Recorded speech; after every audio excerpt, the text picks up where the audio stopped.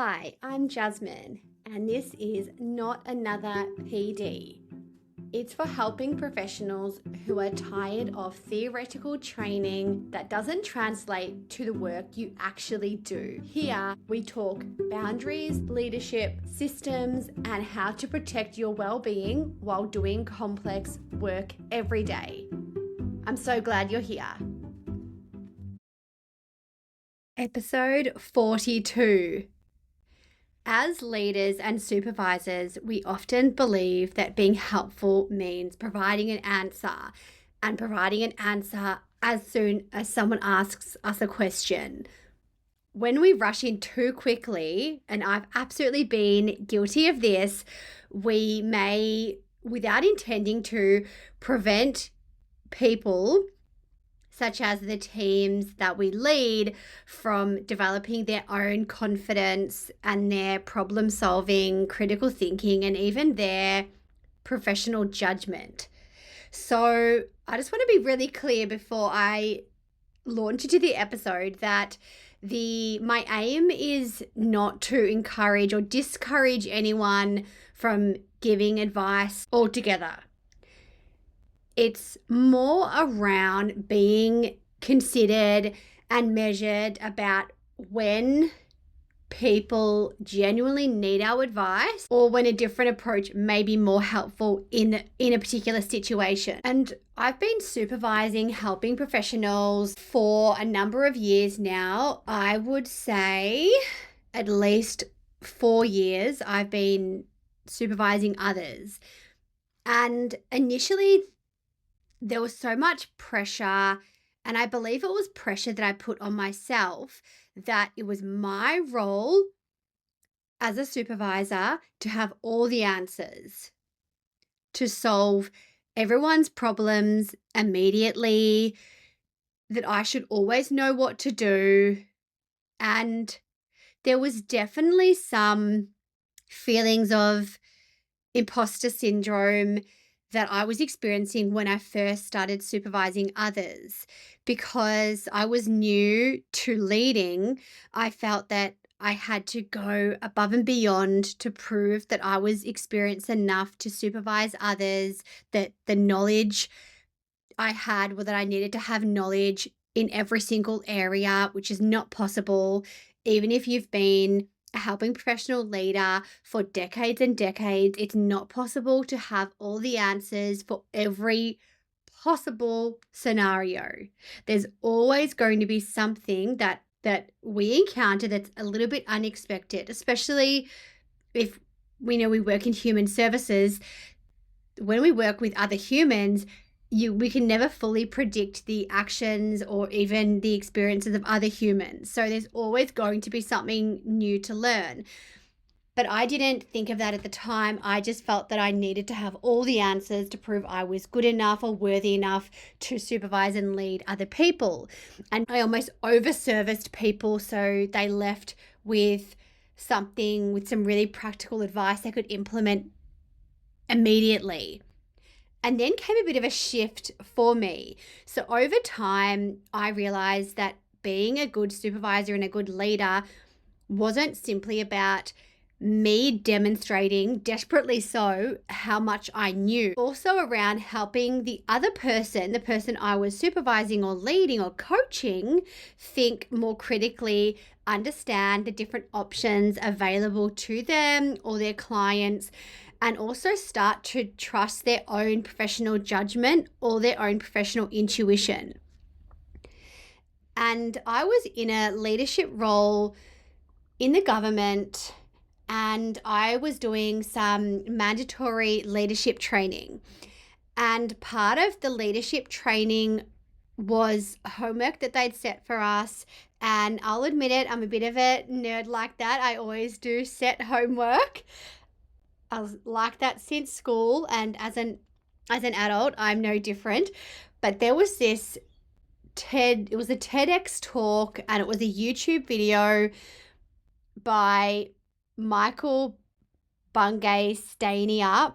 Don't worry, I'll link all of this in the show notes so you're able to have a look at Michael's TEDx talk, he introduced the audience to the advice monster, and I love a good visual.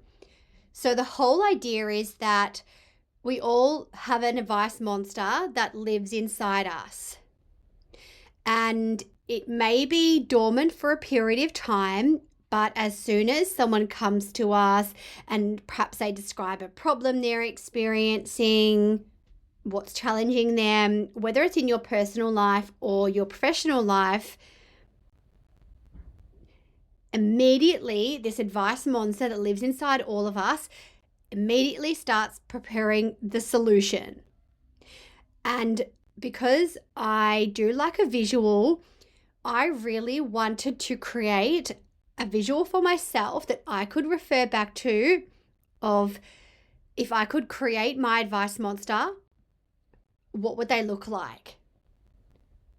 And I shared recently, just this week on LinkedIn, what my advice monster looks like. But my advice monster is a female like myself. I also identify as female. She's pink. And I chose pink because that was always historically my favorite color. It's not anymore. I've moved on, but for a very long time, pink was my favorite color. So my advice monster is pink. She wears a crown and she wears Nikes. And Nikes are my preferred brand of like activewear shoe. I wear Nikes to the gym, so I do love my Nikes. But the reason why I created an advice monster wearing sportswear shoes essentially is because it helps me visualize that my advice monster is ready to run in with the solution, with the answers before the other person has even finished speaking. So advice monsters, and this could be a good activity for you to use. Canva, for example, I created my advice monster on Canva. So you could create, think about what would your advice monster look like, and everyone's would look very different, but it is a good resource as well to use in supervision. And I'll let you know how I started to use the advice monster when working with others in the leadership role that I was in when I found out all about the advice monster. So our advice monster usually has good intentions. It wants to help solve problems and reduce any discomfort for other people or any unknown situations or anything that we envisage or we can tell as leaders that is difficult for the other person. And our advice monster also very much loves to come out also when clients have problems as well. So it's not just professionally as a leader. If your team comes to you with issues, the advice monster can come out, as I mentioned, in our personal life, but also with clients too. But the good intentions of the advice monster doesn't mean that the advice is what the other person is seeking from us. So I wanted to talk a little bit about why leaders in particular may rush to give advice. If you're in a leadership role currently, have you noticed any of these in leaders that you've had? So here are some of the reasons that we may feel responsible for what happens next, even if it's not our client, but we can feel that sense of responsibility. Like we genuinely may want to be helpful. It is a really nice feeling when we're helping other people. So that definitely can come into play. People want to feel that they're helping others. Another reason may be that we feel uncomfortable with not knowing the answer or with silence or an uncertain situation. And sometimes with really complex situations, there's no quick solution. So I'll give you an example of this. So I've worked a lot with clients who have housing insecurity. So perhaps they're in an overpriced private rental that they really can't afford, and they're behind in the rent, and there's a real risk of homelessness. But there's no quick fix for that because the family may be on the public housing wait list and they're just on their general wait list, or the register of interest, as we would call it in Victoria, and they're not on a priority housing wait list. Even if they are on a priority housing wait list, then there still is a wait that exists. So even your most well-intentioned advice monster that lives inside you, that lives inside me, that lives inside all of us, can't solve that problem. And we can't just, unless we happen to be the person who is working in that role, allocating public housing properties. And I've worked in the public housing space before, and even myself as an employee, I had no say in which clients were allocated which property. So sitting with a problem that you can't solve is really uncomfortable. That's when, the advice monster may be quite active and try to think, okay, well, what problem can we solve? If we can't solve the bigger problem, what else can we solve? And how else can we make things a little bit easier for the client or for that staff member? Some other reasons are that we believe that in our role as a helping professional that it requires us to know all the answers. And as I mentioned earlier in the episode, that even if you've been in the sector, in the community services sector or the helping services sector for decades, it's still not possible to know the answer to every single question. But there's something really humble in saying to someone else, even if you're in a leadership role, that's a great question. I'm not sure. Let me check and I'll get back to you. And I've trained a lot of people over the years, and even sometimes when I'm delivering training, I'm asked a question that it could be totally out of scope of the training I'm delivering. It may be outside of my area of expertise. It may be within my area of expertise, but I simply haven't encountered that. Could be a client presentation before. Maybe someone is asking for a particular resource or asking me, would I have any recommendations for certain services? And I may not, because I work with helping professionals throughout Australia. And if a helping professional, I'm based on the Gold Coast currently, and if I have a helping professional in Western Australia that I'm working with, for example, and they're asking me specific advice around what local services in their area could I recommend they refer a client to, unless it's an Australia-wide service, of which there aren't many, I would have simply no idea of what is in their local organisation. And instead of me feeling inadequate and getting out of that meeting with them, whether it's supervision or a training, and spending hours getting on Google, researching local services in Broome, Western Australia, I could just be humble and acknowledge, I'm not sure, I'm not really familiar with the services in that particular area, but have you tried Googling, or have you tried contacting the local GP, local Aboriginal Health Service to find out some referral options? But as leaders, that's quite difficult to do when we think we have to have all the answers. But I'm here to tell you that that simply isn't the case. And there's also pressures. There are time pressures as leaders. There's different KPIs that ourselves and our teams may need to work towards. We sometimes need issues resolved as soon as possible so it doesn't delay service delivery and meeting and reaching KPIs as well.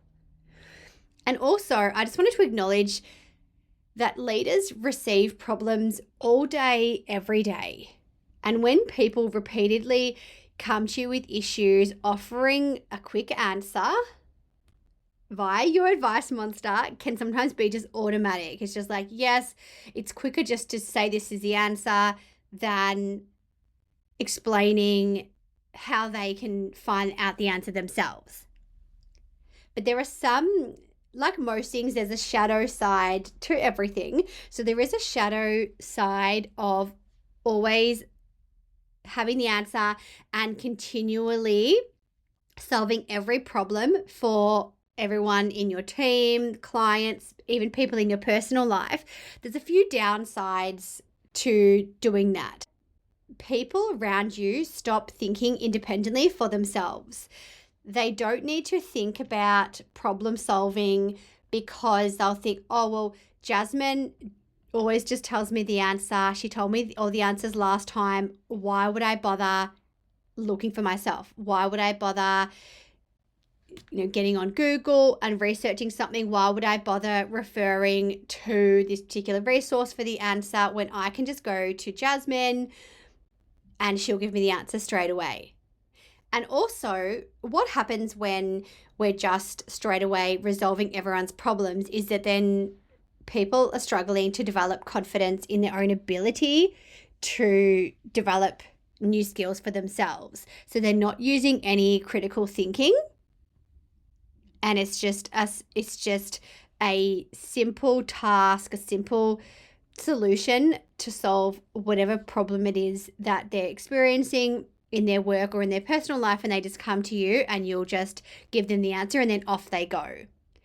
And when this happens in teams, then teams then tend to become dependent on the leader or dependent on the one person who is always providing all the answers. And then no one can actually grow independently and grow outside of the team as an individual when the leader's continuously just solving everyone's problems.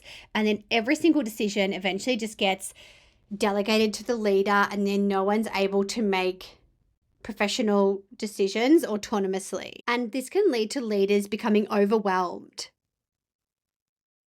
Something else as well that is really important is that giving advice to other people as a leader is not the wrong thing to do, because as a people manager, there are certainly times where people need a really clear direction, your specialized knowledge and information, guidance from an organizational perspective. So if there are any advice they may need around their leave entitlements or their perhaps how they may receive their next pay increment and things like that do need specialized knowledge and guidance from an organizational perspective and decisions from someone with authority. So there's certainly times in which we absolutely need to step in and guide someone through things. And if there's a situation that's quite urgent, a crisis, then we need to immediately provide a response because there could be a safety concern or a serious ethical issue that has arisen. So an immediate response from us, if that's within the scope of our leadership role, then there's not time in those serious situations to ask someone to reflect on what they think they should do or have they explored other options.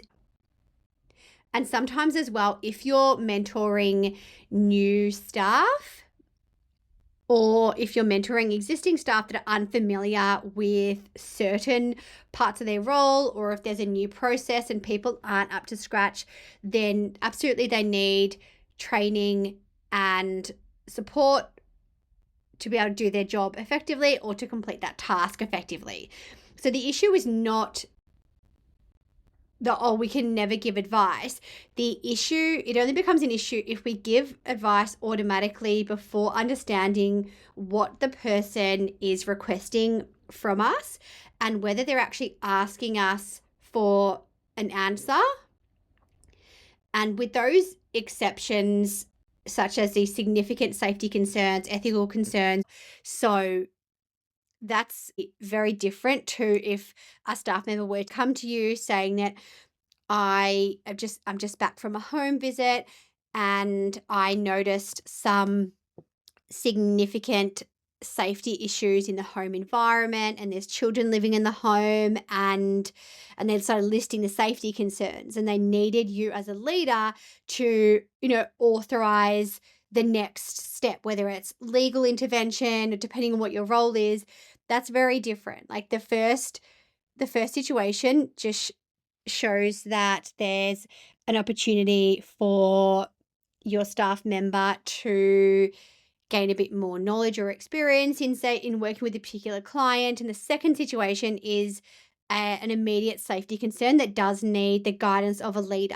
So think about whether your guidance as a leader is necessary in that moment, or whether you can upskill or capacity build your staff member to be able to solve that issue themselves, or at least attempt to solve it on their own, and then come back to you if they need further clarity or feedback if that's necessary. So one of the biggest shifts I've noticed in my own leadership is once I became aware of my own advice monster, it's allowed me to be less hard on myself, to have all the answers at any one time, and actually it allowed me to increase the curious questions that I ask when I'm mentoring, training, or supervising others. So some questions that you could ask if someone comes to you and is urgently seeking advice,